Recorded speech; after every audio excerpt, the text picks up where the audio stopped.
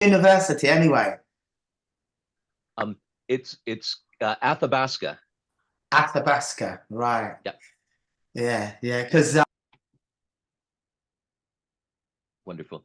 I'd like to welcome everybody. As you know, I'm Douglas MacLeod, the chair of the Center for Architecture at Athabasca University. I'd like to welcome everybody here, but also to acknowledge that Athabasca University has staff and students in 84 countries around the world. And as such, many of us are living and working on the traditional lands of Indigenous people right around the globe. I myself live on the unceded territory of the Syilx Nation, and we honor their ancestry, heritage, and gifts of all of these people and nations. And I'd also, if you'd like to, please share your own land acknowledgement in the chat box. And the other thing, though, that's important is we also support the 94 recommendations of the Truth and Reconciliation Commission. And we hope that we can act as allies and supporters in realizing recommendations as such as number 7, which is we call upon the federal government to develop with Aboriginal groups a joint strategy to eliminate educational and employment gaps between Aboriginal and non-Aboriginal Canadians. And so this is particularly relevant to the lecture series, which is, of course, focused on the future of architectural education. We have been working now for a number of years with partners around the world on a global studio, and it's our hope that we're going to re-energize that project, and we would invite you all to be part of it. The reason I mention it is because it demonstrated the breadth and depth of architectural programs and approaches around the world. And in fact, the most valuable thing about the global studio was that we started to build a network, and some of the people in that network are here today. And it brought us together to collaborate and share our work.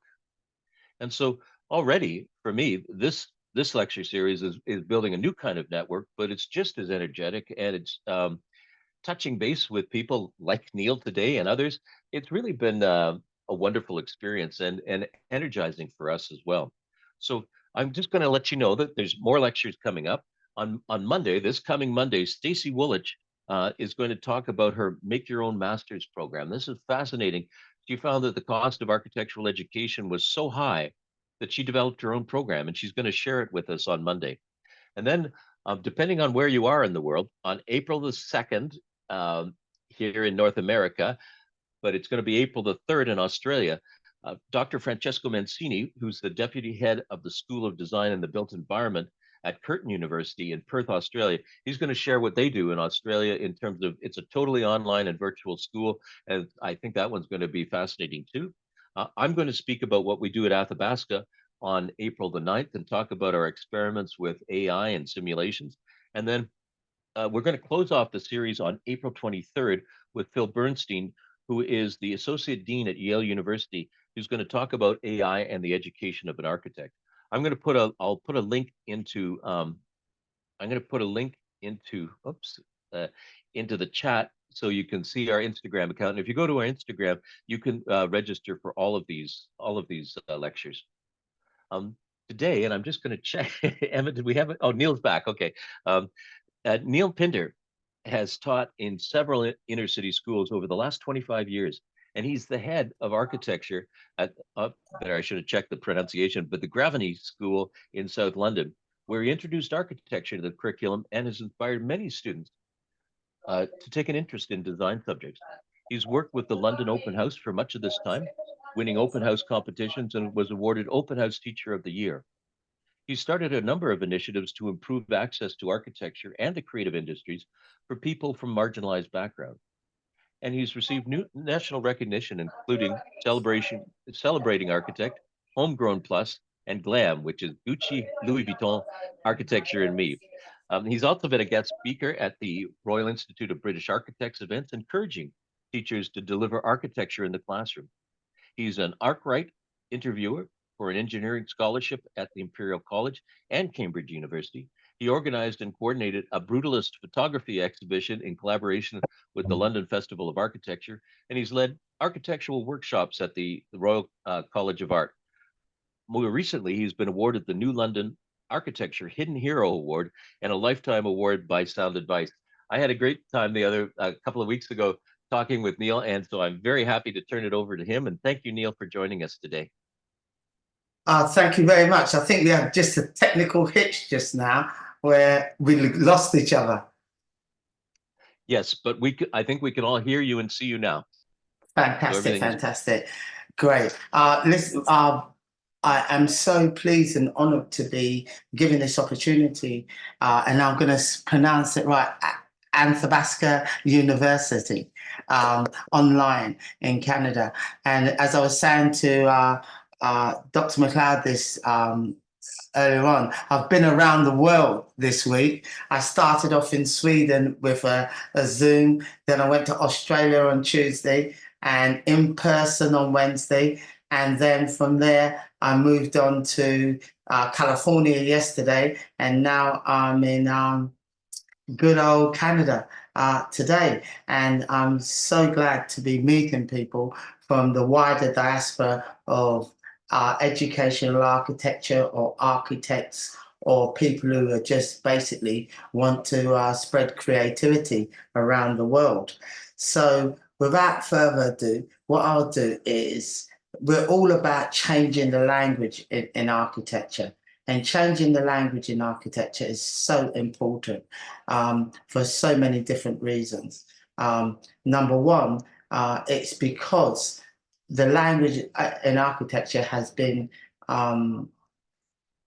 it's been occupied by people who have the privilege to say what they want, do what they want. So we're trying to change the language. And the first thing I want to show you is, so we make films, we make little movies to engage with people, to make them think about how can they change the narrative? How can they change their way of thinking, their methodology of architecture? So the first one we're going to see, the first film, features an artist that I love. And the other thing is I play music, and that's part of our culture: music, food, dancing, education. And the way I engage with people is to let them have a sample of where I come from. Oh, by the way, I was a DJ. So you're going to hear some good music today, this morning. Hopefully you can all see the screen. Yes? Right, here we go. And turn up the music and just listen and read what we have to say.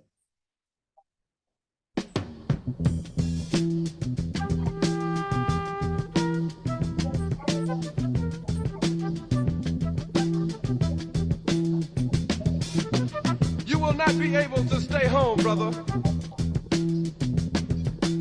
You will not be able to plug in, turn on, and cop out.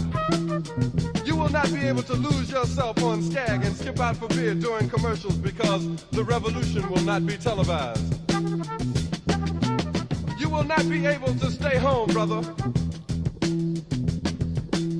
You will not be able to plug in, turn on, and cop out. You will not be able to lose yourself on Skag and skip out for beer during commercials, because the revolution will not be televised. The revolution will not be televised.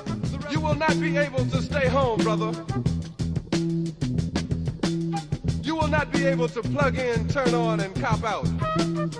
You will not be able to lose yourself on Skag and skip out for beer during commercials, because the revolution will not be televised.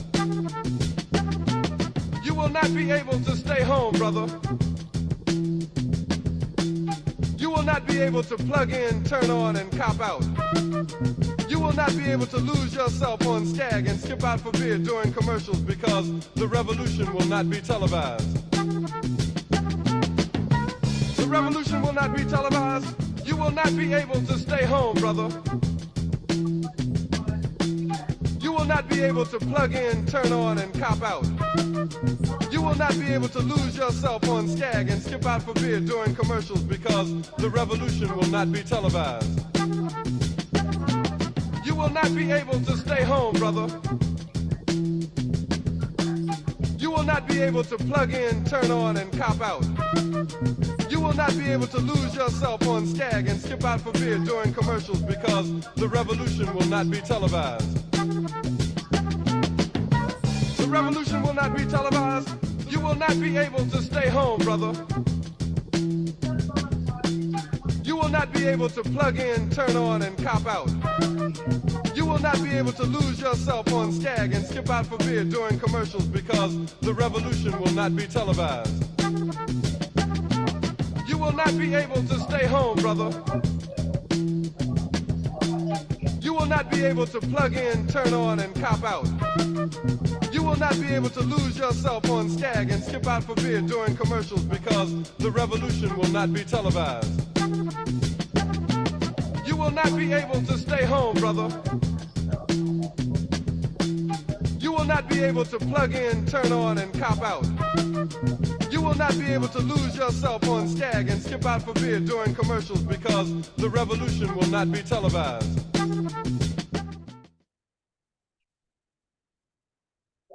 So that was a film we made just to engage with people who like to use terminologies that we don't necessarily agree with. So as a person of the global majority, representing 80% approximately of the world's population, and coming from one of the underrepresented backgrounds, non-traditional, so we tick all the boxes. We can see that our houses, and we was talking earlier on with Dr. McLeod, and there's similarities between the two cities. And number one, it's about money, and it's about power, and it's about control. And what we have is the same scenarios happen all over the world, where the money, the power has been led by a certain few people who who have their own narrative, and instead of trying to make housing,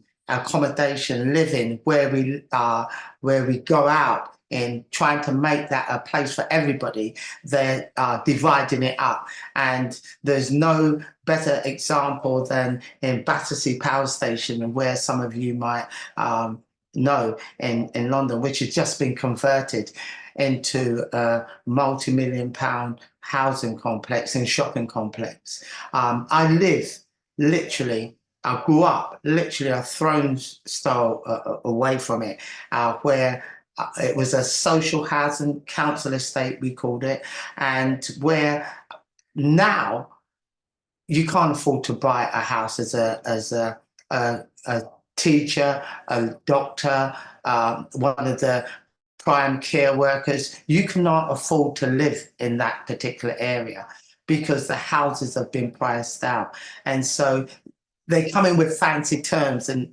one of the terminologies you saw there was gentrification. Now, this word gentrification, I have great angst with it, just because I say to people, the people who were there before, they were gentle people. They were people who had ambition. They were people who came from diasporas to build infrastructures for different populations in different areas. So I'm sure you have exactly the same sort of scenarios happening in Canada. People coming from other states, other places to build up areas, and then suddenly they're the key workers. Suddenly they can't live in these key areas, and suddenly they're priced out by the developers. And suddenly these these houses become not just houses for living in by the rich, they become commodities so that they can sell them around the world, but not necessarily live in them.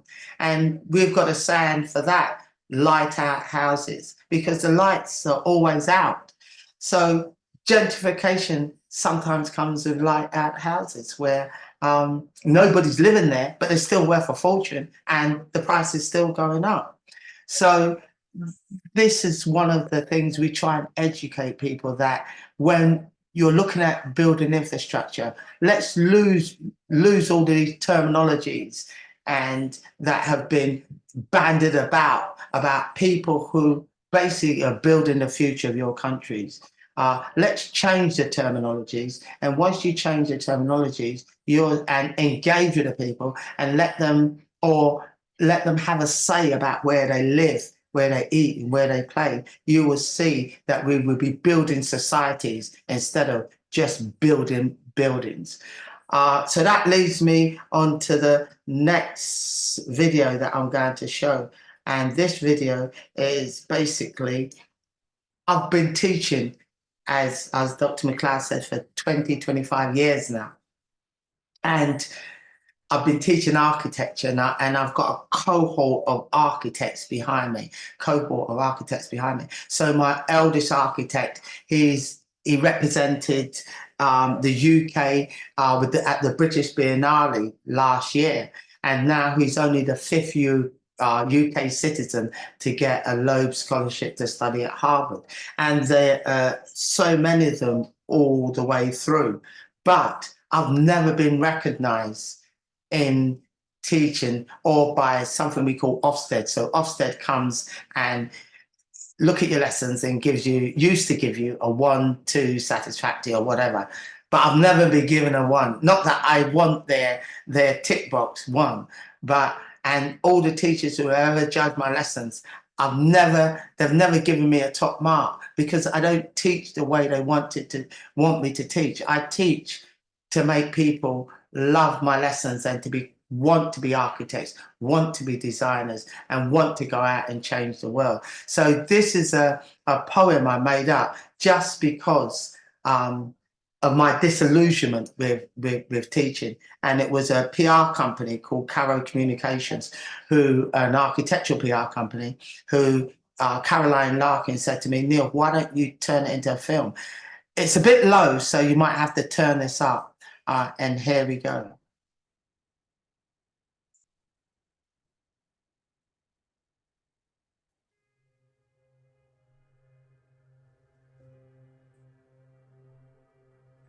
Ordinary teacher. I'm just an ordinary teacher, according to Ofsted. My lessons are ordinary, according to those that have the power to judge me. I'm just an ordinary teacher. But from this ordinary teacher has come extraordinary students. These extraordinary students are brave, and they have battled, and they have achieved far beyond what the ordinary system would have you believe. These extraordinary students have a passion for creativity, they have a passion for architecture, but most of all, they have a passion for life, far beyond what the ordinary system would have you believe. I've seen these extraordinary students grow up, with partners, get married, have babies, not necessarily in that order.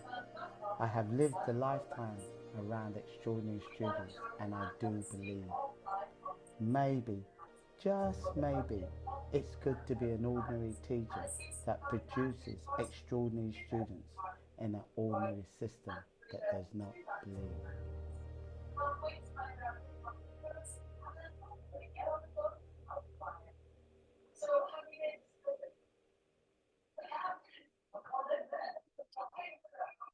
So, as you can see, that was a poem, and it comes from the heart. And I'm suppose there's so many people who are out there listening to and watching that poem. And what you have to believe is believe in yourself. Believe that you are doing the right thing.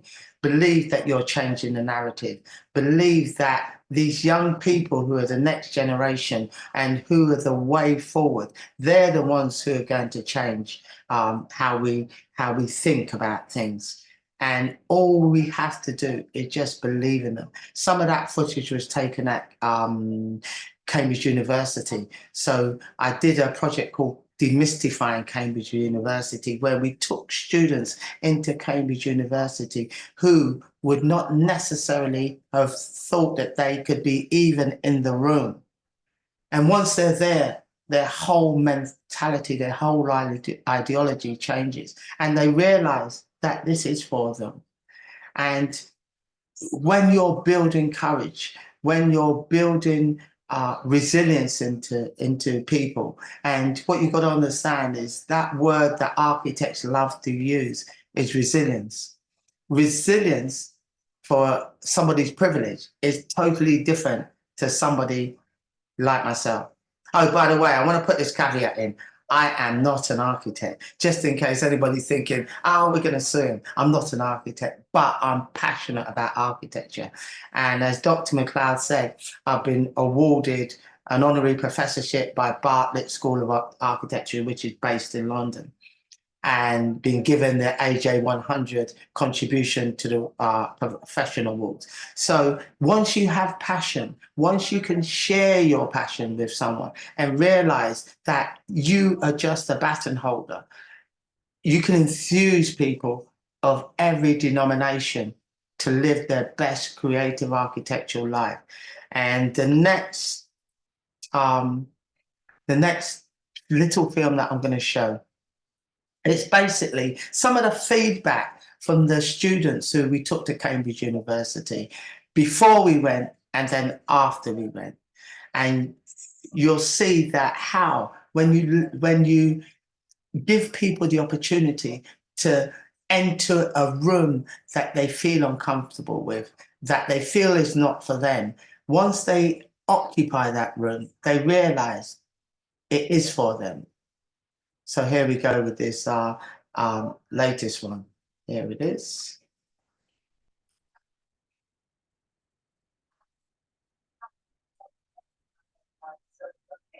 Oh, here we go.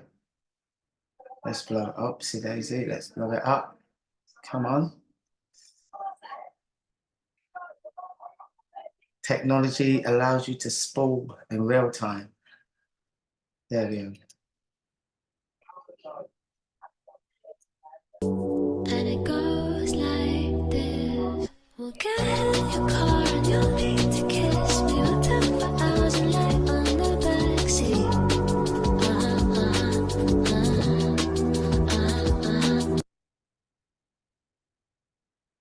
Now that was just a little clip. And what I might do is I might play it again so that you can catch it and read it again. Because in that clip, young people gave them, engineering is not for me, design is not for me, architecture is not for me. And then when you take them into these rooms and they meet people who make them feel at home, and that is the main thing. They feel that it is for them and they change their whole sort of approach to it. Let me see if I can get it. Quick time, this might be it. Keep your fingers crossed. No, that isn't it.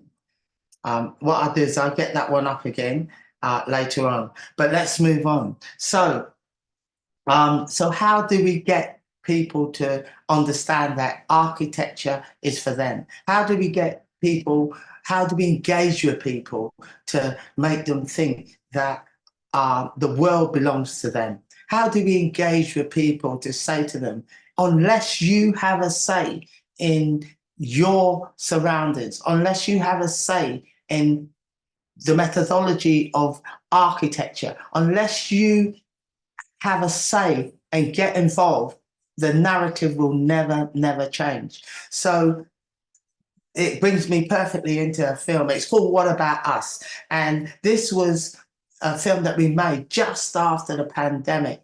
And it basically said, if we don't change, if we don't engage, if we don't get everybody with us, we haven't got a planet B. We've only got one planet.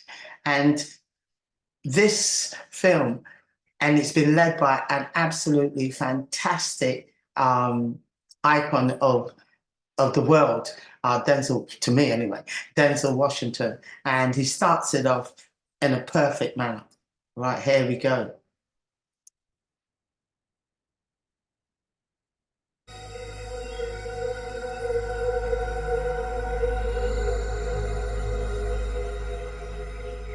Small minds discuss other people, gossip. Good minds discuss events. Great minds discuss ideas.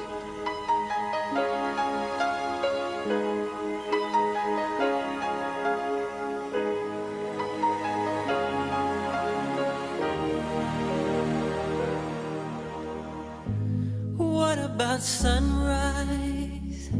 What about rain?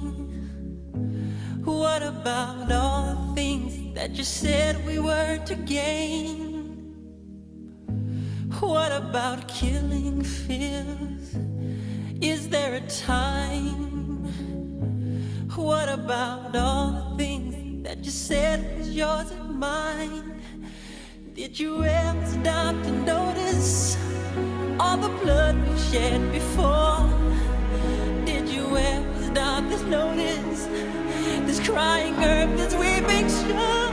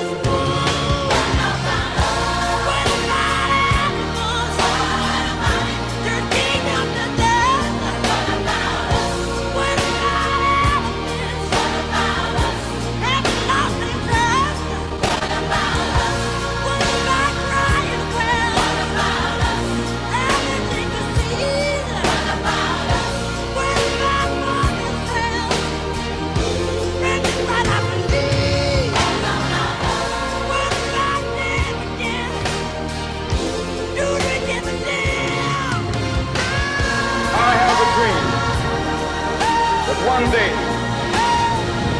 this nation will rise up, live out the true meaning of its creed. We hold these truths to be self-evident, that all men are created equal.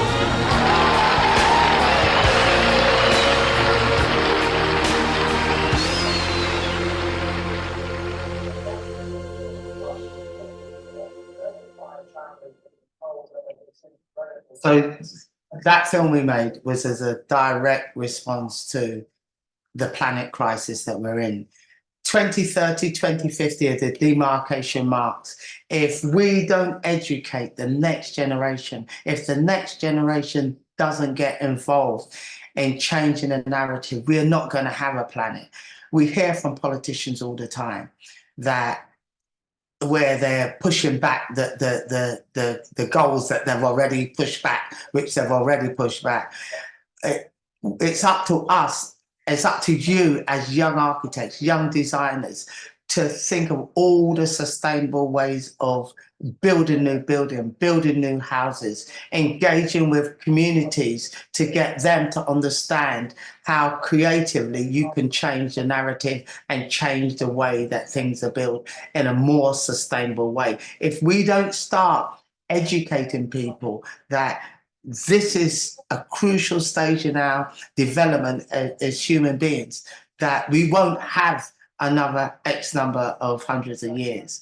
And we've got to make sure our voices come together.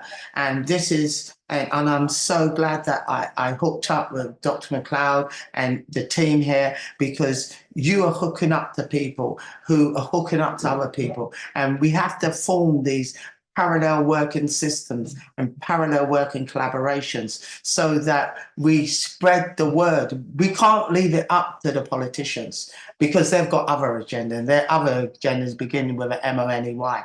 We have to make sure that we are spreading the word. And as you see, 2030, 2050 kept popping up. And you saw 3 planets in the beginning, but there's only 1 planet at the end. And that's what we have to make sure that we are telling people. And how do you engage with young people from different diasporas? How do you engage with people? Well, you engage with people because we at HomeGrown Plus, and one of our mantras, and my partner, Dennis Austin, who is an architect, so that's where I get my credibility from, I suppose. what we do is we educate, and that's what the beginning of everything is. From birth, we educate. You have to educate. Then we elevate. We make sure that we're putting our next generation people first and putting them in positions where they will understand the consequences of their action. And then we empower them. They become empowered. And then hopefully they evolve into citizens of the world. And that's what we really, really want, citizens of the world. So our next video is about how do we do this? So this video shows you, and it keeps coming up with educate, elevate, empower, and they evolve. So here we go.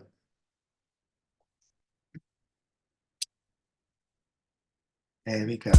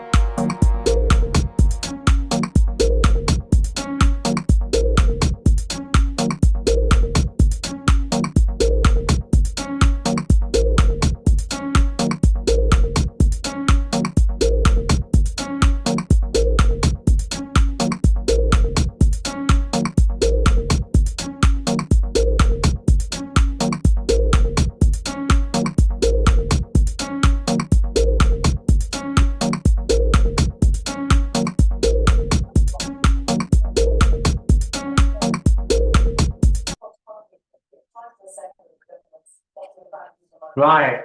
So there you see, we educate, we elevate, we empower, and students evolve.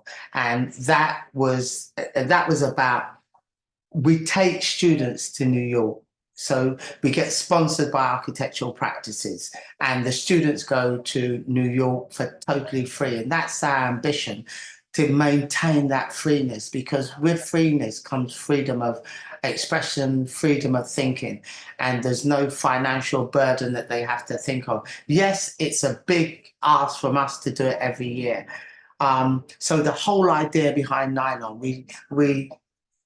I decided that when I was growing up, I watched films, and every film had something about New York. And subsequently, and most probably the same thing with you guys, you get this DNA of New York, and you see all of these iconic places inside New York. And then suddenly, when you see another movie, you think, oh, that is the Brooklyn Bridge, that is Manhattan, that is the Pencil, that's Central Park. So you're accustomed to seeing all these subliminal images across your sort of eyesight. And so what we decided is that we wanted to give young people the opportunity to be able to go to New York, to enjoy the sights of New York, and while doing an educational program. So we hooked up with practices like Foster's in New York, Grimshaw. We work at the Pratt's Institute. We go with indigenous practices like with Jilesh Gardner. We work with Leroy Street, and we work with many other people inside New York. Plus, they get the opportunity to go to the MoMA. They get the opportunity to go to other museums of inside New York. And we've got a whole program called The Grid, the Green and the Greed. And Dennis Austin, who's absolutely brilliant, he comes from Brooklyn, and he thought up of the idea, the grid, the green and the greed, looking at the grid system in New York, which is runs off of a hierarchical sort of grid. And the people who go contrary to the grids are the opulent people, the people who have the money. And where the subway goes down and where it comes up, it goes down in the rich areas, and funny enough, it comes up in the poor areas. And so this is what we teach them about the grid system. The green is Central Park, which was man-made. And you can go in Central Park. Central Park is still an area, as you guys may know. You look onto it with your pencil building, you're spending 56 million on an apartment overlooking Central Park, as opposed to a little couple of mil off, but you're still talking mils looking the other way. So we looked at the opulence, the greed of New York. The greed of New York is the rubber barons. And the rubber barons who still control New York, they still control the narrative. For example, Hudson's Yard is a massive development in New York, which basically took money from some of the outer boroughs of New York, so that they could have this opulent area inside New York, which you've got the same thing over in Canada, which you have the same thing over in England. All the way around the world, you'll see these stamps of opulence around the world. And yet again, coming back, we have to be in the room so that we can say to the people, or at least question the people. And how do we do that? We have to educate young people into, once they get there, once they're in those rooms, to still stay true to what they believe and how they're believing, how the next generations can go. Because if Hudson's Yard had been turned over to a good social housing area, you would take so many people off the street, so many people, families, inner city workers, key workers can occupy these areas, so they don't have to travel in all these miles to do the jobs which services the majority of people. So that brings me right into nylon. So this is one of the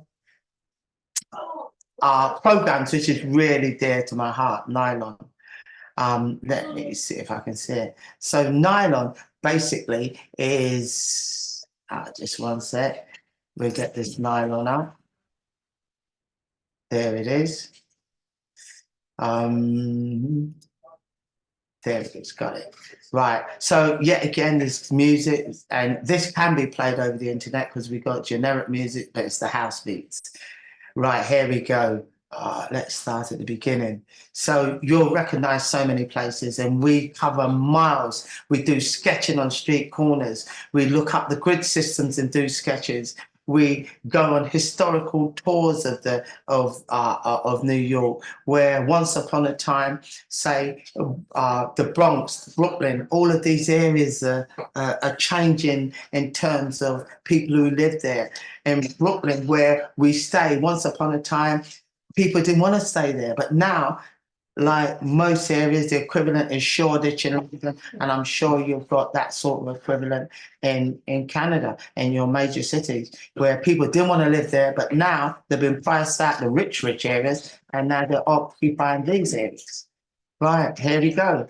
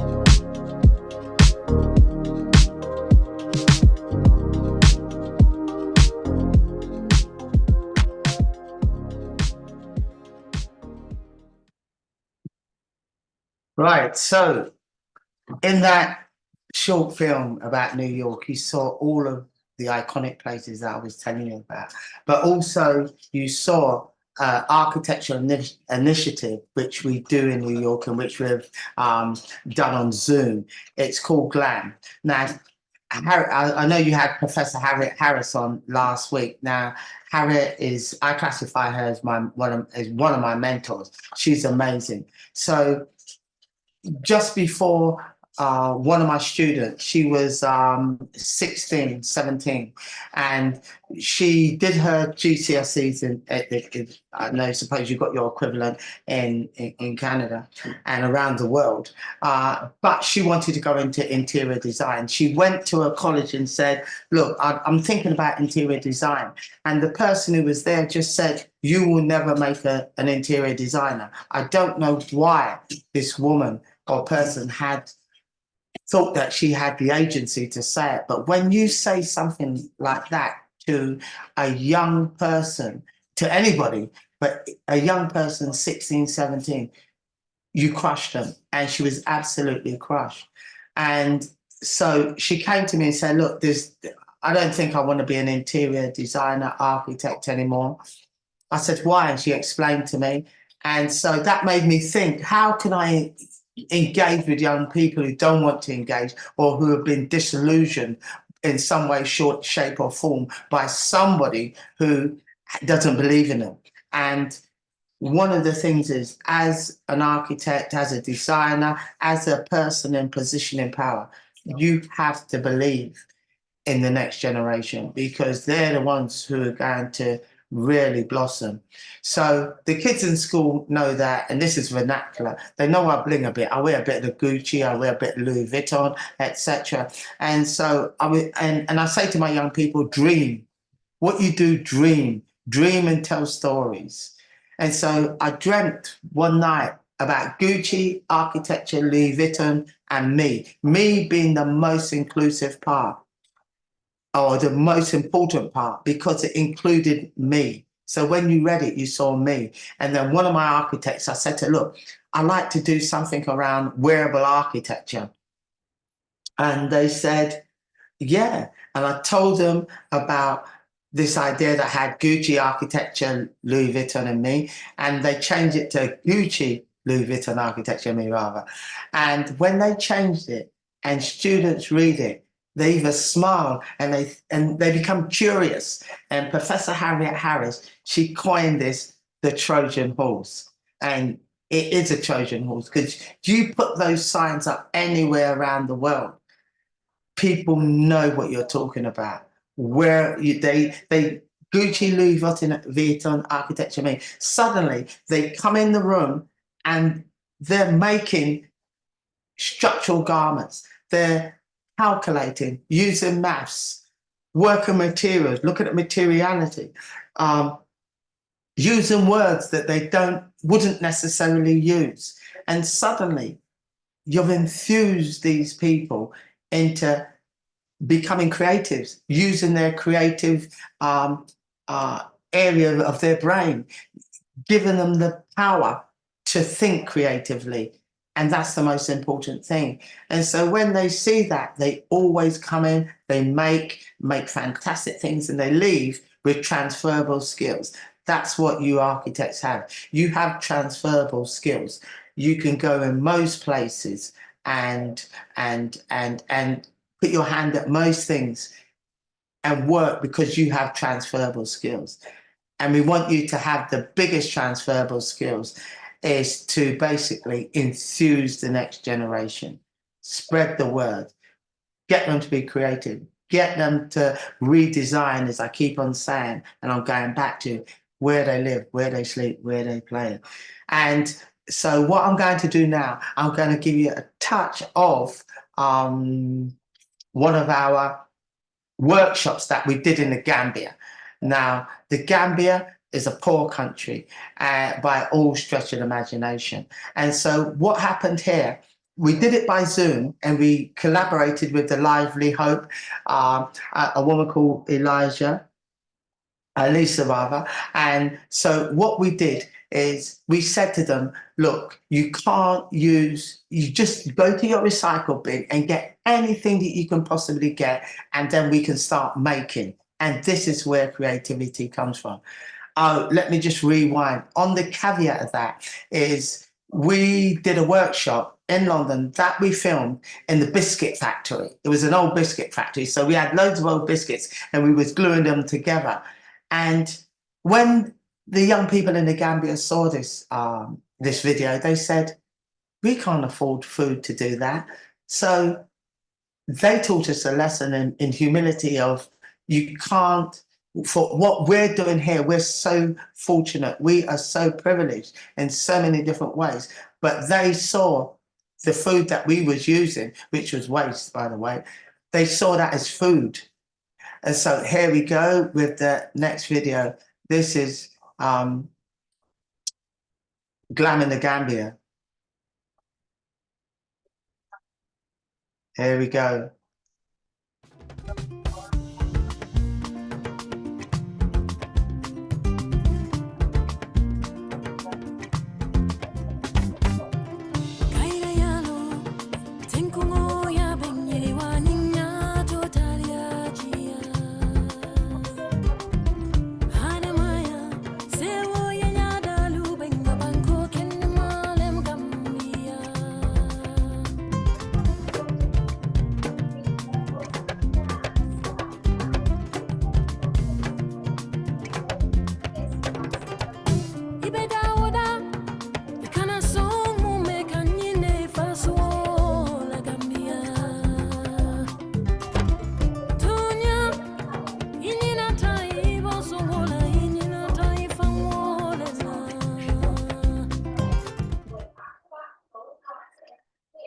So as you can see, the smiles on those young people's faces says that, oh, we had from 7, 8, 9, all the way to adults.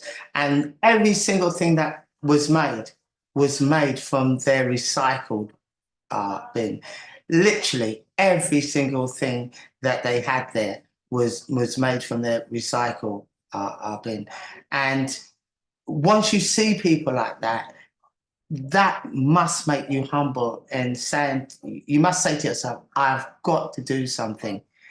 And that's what enthuses me. That's what gives me the passion to go on and to try and help other people and try and make sure that we are doing the right thing. And so, as I was hinted at the beginning, we play music all the way through. We educate people, we empower them, and they elevate and they evolve. And we make sure we do everything to the young people. But this is what drove me. I mean, this is one of my inspirations in the beginning. Daniel Lubskin, he said, and this is, we did this at a practice called Curl and Terrell Head, how to be an architect, go to school, draft, and he crosses it out, drafting tools, building codes, fashion of architecture, travel, read books, and this is the greatest one up for me, be a DJ, because I was a DJ. And when you're a DJ, it gives you so many transferable skills. How long have I got,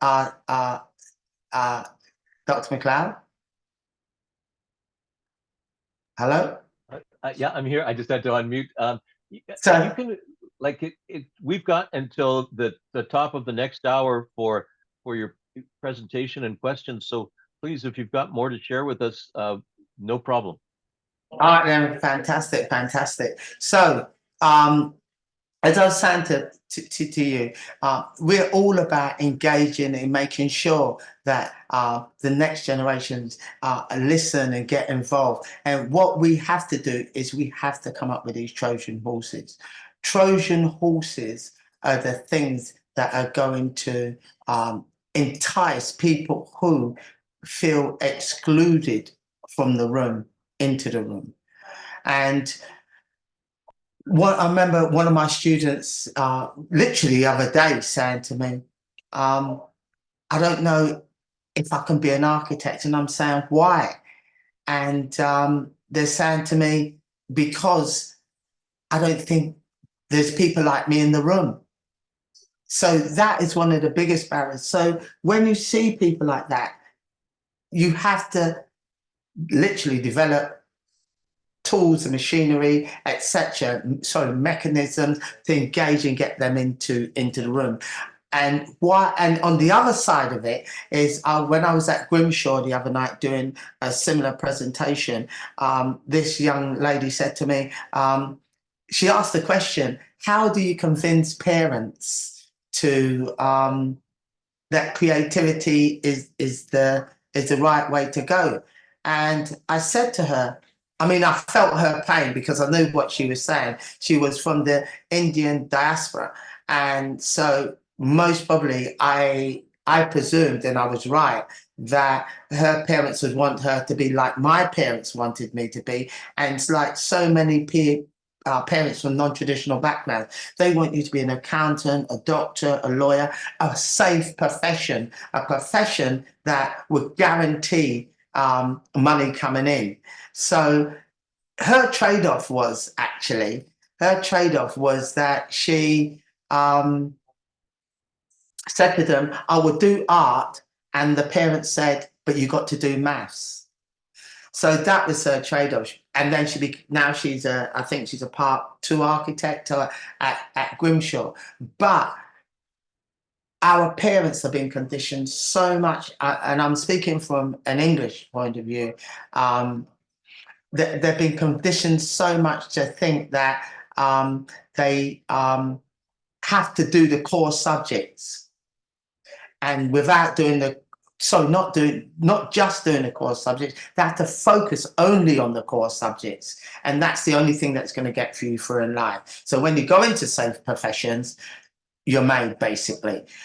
I'm going to show this video, and it's one of my first videos, and to me it's an absolute fantastic little video, and it asks the question about the people who have the power, money, and control.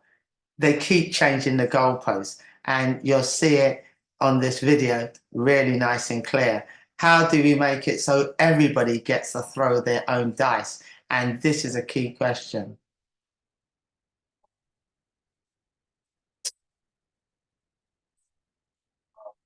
Hopefully it'll play in a sec.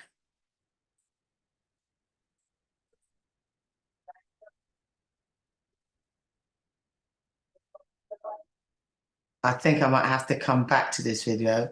Let me just get off of it, and then I will go back into it.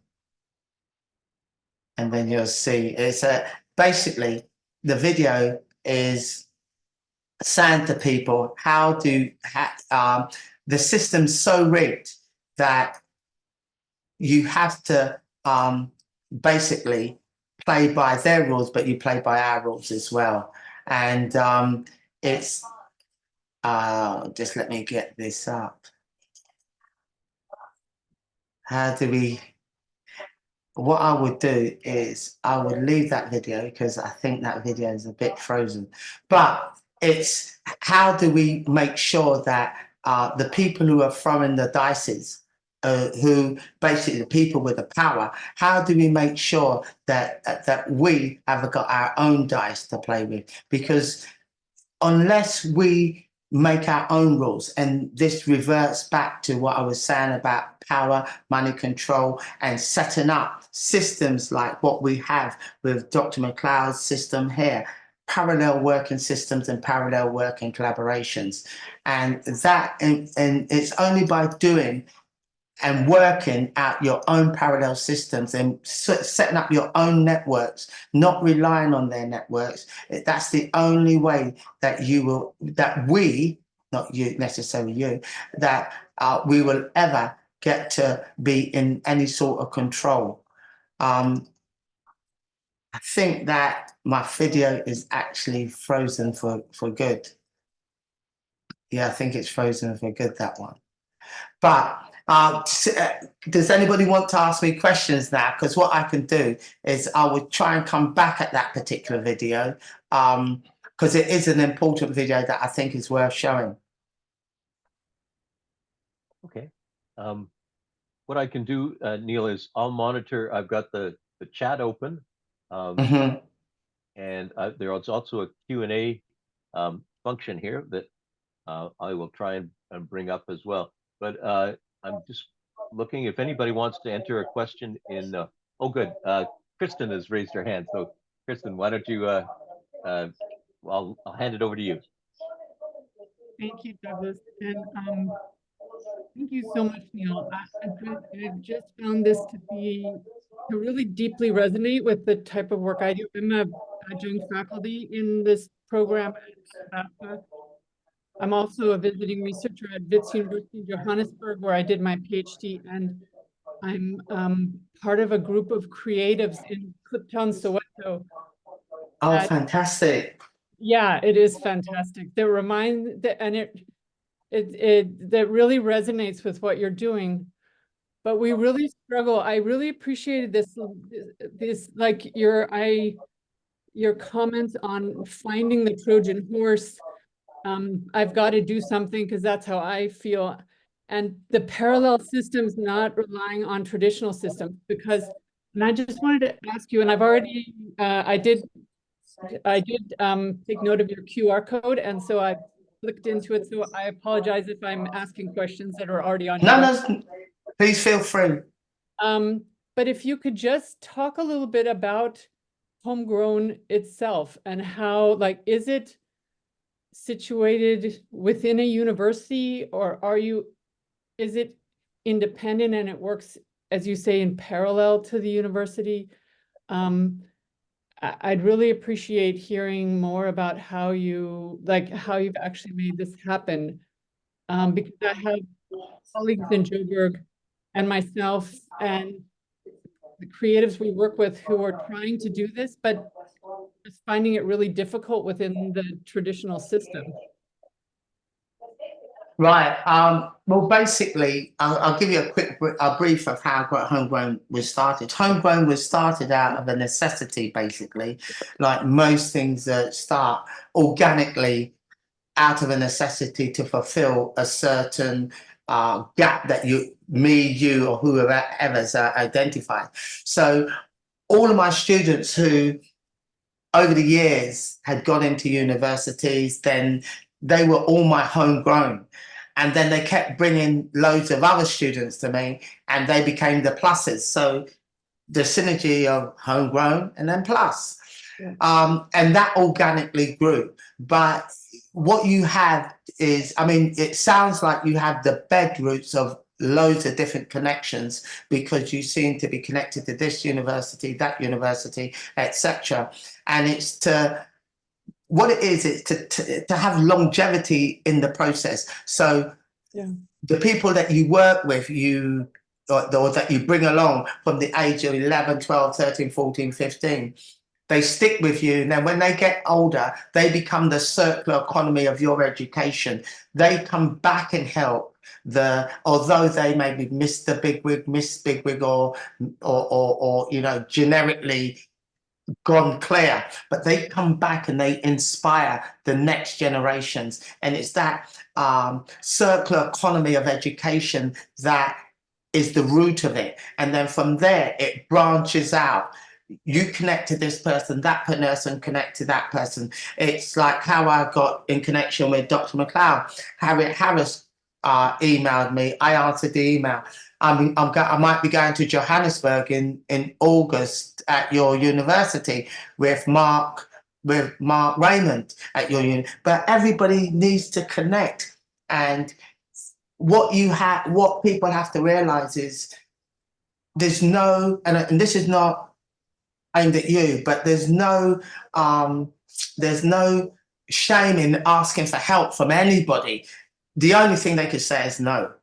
And that's how you build your network. And it's about caring for people, which you sound like you care 101% about caring about people, and young people, other people around you who care the same amount. And what we have to realize is academics don't necessarily care. Yeah, some of them are on a trajectory just to be the head of the university. So It really is about finding people who, with the same sort of ideology, methodology, the way you work and what you do, they're the ones who to connect with, basically. Okay, thank you. Does that make sense? It does make sense. And one of the things I find really, and I really appreciate it, I was at Harriet's talk last week as well. And one of the things I really appreciate about your talk is the sense of sort of hope and healing that you bring into the process. And I think music, which I don't know if you're familiar with Amapiano in Johannesburg, the sort of homegrown house music that's going crazy there and now going global. But we try to bring a lot of that into what we do as well, just to change the vibe. And well, I really that is a secret, because you've got it made there for you. You've got that's the Trojan horse for you. Everybody has their own Trojan horse. That is your Trojan horse. How do you engage with these young people who you haven't got much money to buy materials? You've got the knowledge. You've got knowledge of power, knowledge of communication. But what you haven't got is economic wealth. So how do you connect with these young people? Well, what you do is you get a little DJ, maybe set up a little area and do everything with recycling and upcycling. And suddenly they're making recyclable bedclothes, recyclable socks, upcycling structures to make a shelter. And in learning all of that, they're learning about structures, they're learning about forces, they're learning maths, they're learning a bit of physics, they're learning a bit of biology, ecology, etc., etc. But if you had said to them, right, we're going to do a bit of maths, you'll never get them. So you're doing all the things that are necessary, but it's that Trojan horse that you have to bring into the room. And don't be scared of using it. And at my talk the other night, it was so many people were there and they're quite straight people. And I said to them, look, I'm about music. My culture is about music, food, dancing, but we love education as well. Whereas for so many years, it's been seen that if we got music playing, if we're dancing, if we're jumping up, we're not serious about a specific profession. We're not serious about learning. They're as serious as anybody else. And this is why I wrote that poem. You have the gift of being the palace person with extraordinary students, but all you have to do is extract the extraordinary from those students, and you will see they will repay you tenfold. I don't want to monopolize all your time, but No, it's all right. But maybe I could contact you. Yeah, please do. With my colleagues in Joburg, because I'd be interested like how you economically make it work as well. And so thank you. There's a lot of, see, you're in Johannesburg, you're in South Africa. South Africa's minerally rich, but the thing about it is it's controlled by a minority of the people. Absolutely. And what the major thing is how do you get into that wealth? Yeah. And that is the secret. Yeah. That is the secret, is to get to them. Have some good friends with money around you. Exactly. So maybe I could talk with you about how you managed to pull that off. Yeah, sure. Please. You could email me, we could have a Zoom. I'm free. And connect with us on our global network, because that's what we're building around the world. If you look at our website, you'll see where we are in the world. And we are reaching out to everybody to say, look, we don't mind sharing all this information, but you will see somebody's journey who is similar to your journey, and you can get inspiration from their journey. I have it open on my phone, so I will definitely do that and sign up. Thank you so much. That's no problem. Thank you. And Neil and Kristen, I will connect you guys via email. Yeah, fantastic. Please feel free. Thanks, Douglas. I'm just I'm monitoring the Q&A and the chat. I'm also seeing if Yeah. there's anybody who wants to just shout out a question. I have a couple of questions, but I'm just looking to see if anybody else. Okay, not seeing any. Neil, thank you very much for your presentation. I'm very intrigued by the concept of Trojan horses and how they might work. Could you give us another, you used the example of music just a minute ago, but could you give us another example of ones that have worked effectively for you? So the climate change is a really good one. So what I do is because we live in a quite a digital world, young people, as you know, they don't, I mean, their concentration span, like 3 minutes is the sort of longest that they're gonna look at a video. And if they look at a video and they see it's 10 minutes, they're not even gonna open it. And even if they open it, they reel it to the end. So you've got all of those things. And so in my teaching, I realized that how can I connect with young people? How do I get them to notice what I'm doing? So I go on Instagram and I look up really good videos about, say, sustainability. There's this guy in, I forgot his name, he's in Italy. I think it's Italy. And he builds these tower blocks and he's got all these trees and all the balconies. And they're talking about,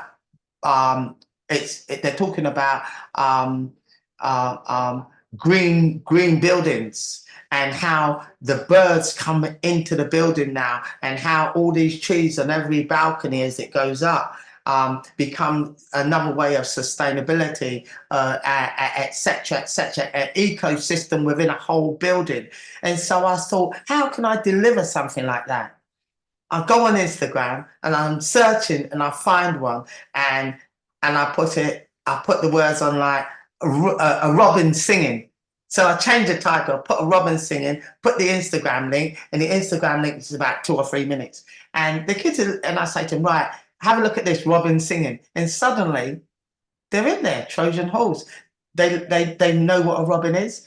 And they think they're going to hire this robin singing for 2 seconds because it's a joke. And then suddenly they're learning about this architectural building that's totally sustained. Well, it's got a lot of sustainability factors.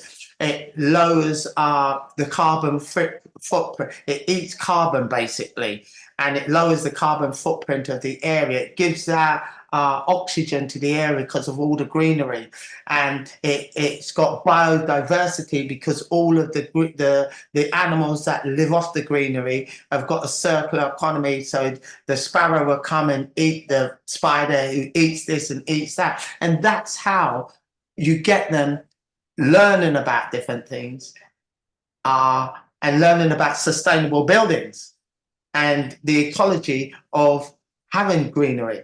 And that's one of the examples that I would use. Okay. Excellent. Could I also ask you, you've showed a lot of different projects. Were there particular exercises, design exercises, or other things that you found really worked with young people who were sort of considering careers in architecture? Were there particularly things that were really successful? Mentoring is really good. So, okay. For example, my student who got into Cambridge last year, which was my first sort of student to go into Cambridge University. What we did with him is I got him mentored by somebody in an architectural practice who basically had been to Cambridge. And then it enthused him to go that he could get into Cambridge as well. And he got into Cambridge. I mean, he was talented, you know, he did have talent, but it enthused him. So that was a really good, successful sort of a thing that happened.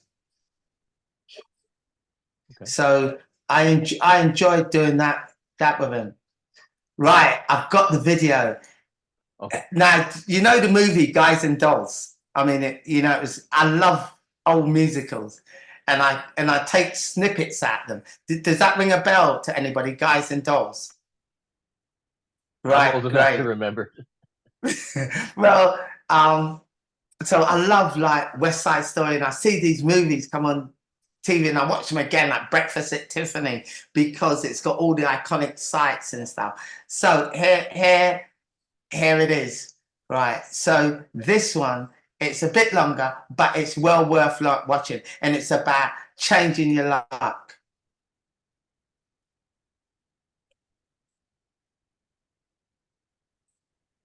And to change my luck, I'm going to use my own dice. Your own dice? Yeah, I had them made especially for me in Chicago.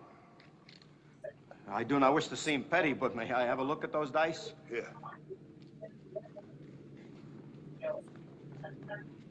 But these dice ain't got no spots on them. They're blank. Oh, I had the spots removed for luck, but I remember where the spots formerly were. You are going to roll blank dice and remember where the spots formerly were? Detroit, do you doubt my memory? Big Julie, I have great trust in you. Ha! 5 and a 5, 10. My point's 10. At least I got a chance. You remember the hard point. Ha! 10. I win.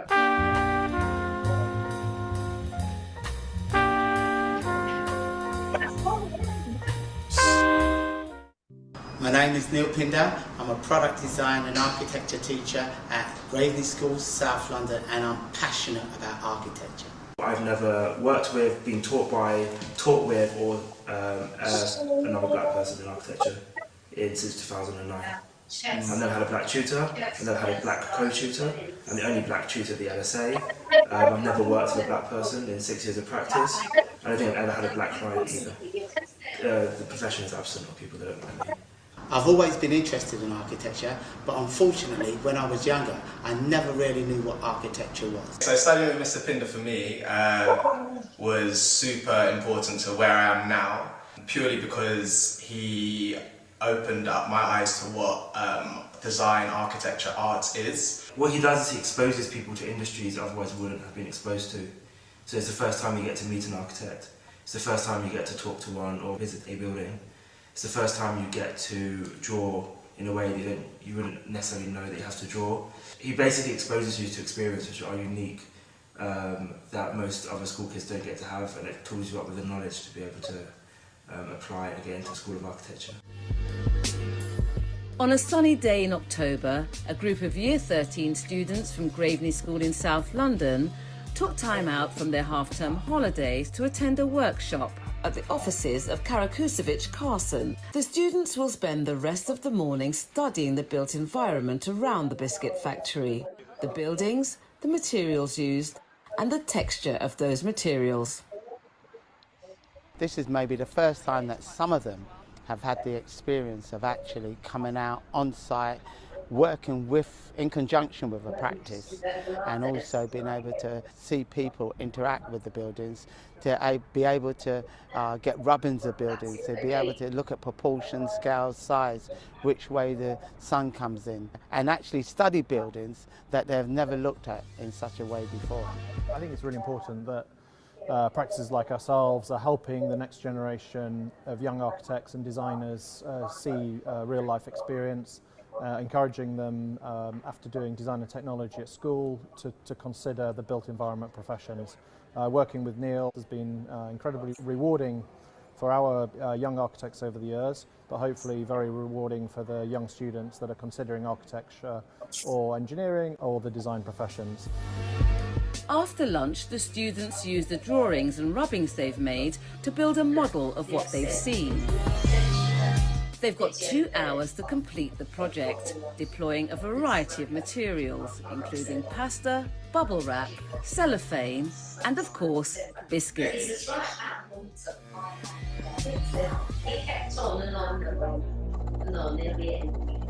You regret it, sir.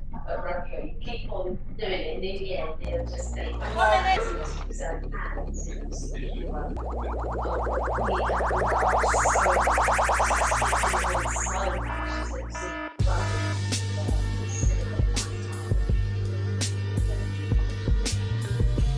As ever, the proof of the pudding, or should that be biscuit, is in the eating. So what did our Graveney School students make of their day at Karakusevich Carson? What I've liked about today is it does kind of reach on what you do in industrial design as well as in architecture. So it will help me to develop my design skills and stuff. I think it's quite important that people like me who are working as architects and that we are role models so that there are more people like us doing this profession. There's a risk that diversity becomes a box-ticking exercise. It's about inclusiveness for its own sake. She slowed it up. She keeps laughing at Jason. Architecture!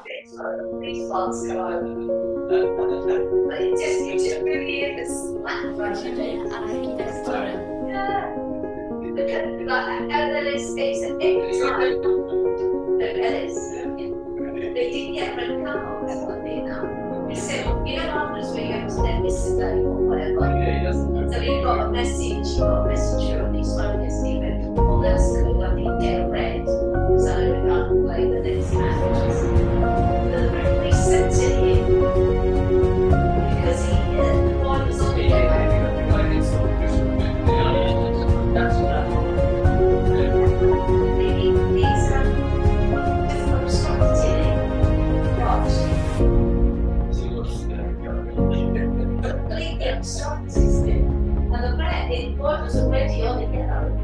I have to say some of these are absolutely and I think the top six are amazing.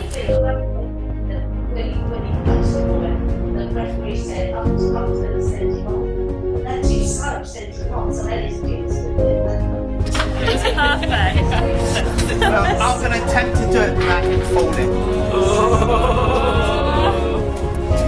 And I won't do a 360.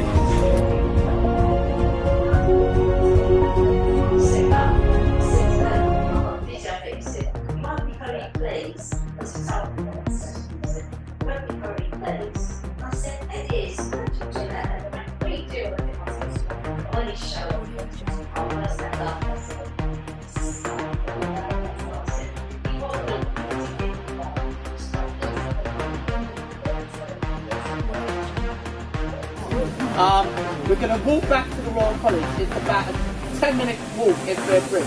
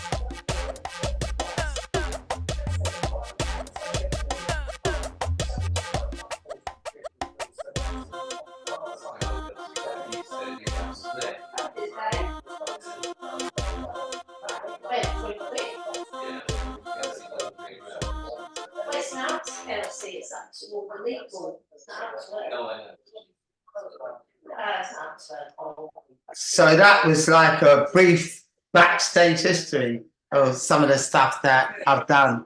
But the beginning, the story is about your own dice. So what we have to understand is the people that, and I keep on referring back to it, the people that have the power, money, and control, they have a dice and their dice is blank.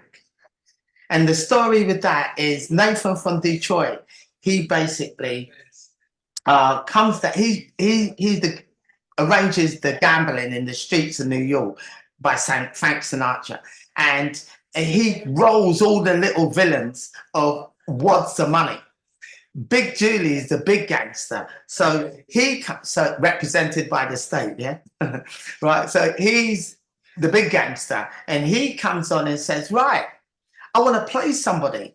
And Frank Sinatra says, look, everybody's tired, they've got no money, but Frank Sinatra's carrying a wedge. And he says, look, I'll play you. And he says to him, look, all right then, I'll play you, but I've got my own dice, and his dice are blank. So the system, I've got blank dice. They make the rules up. So Big Julie throws the dice and he wins. Throws the dice again and he skints Frank Sinatra. And then he's got a dime, one dime. And he says, look, I'll play you for this dime. And he throws it. And of course, Big Julie loses. And so Frank said, I'm not even going to bother to pick that up. So there's, in relation to that, the state actually gives us a dime and expects us to be grateful. So that's why we have to set up these parallel working systems, collaborations, connections, so that we can make our own dice and play with our own dice. And if, as long as we know that we are using our own dice, then we have the power. And as long as we know that the dime that they're giving us is not worth a dime, then power is knowledge, and we will win. Well, we will elevate ourselves, should we say, not necessarily win. Thank you, Neil. I'm just checking nothing in the chat and nothing in the Q&A, but I think we are getting close to the top of the hour. Yeah.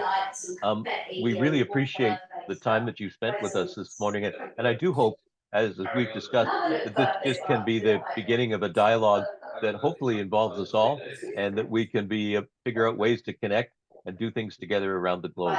So thank you so much for your time today.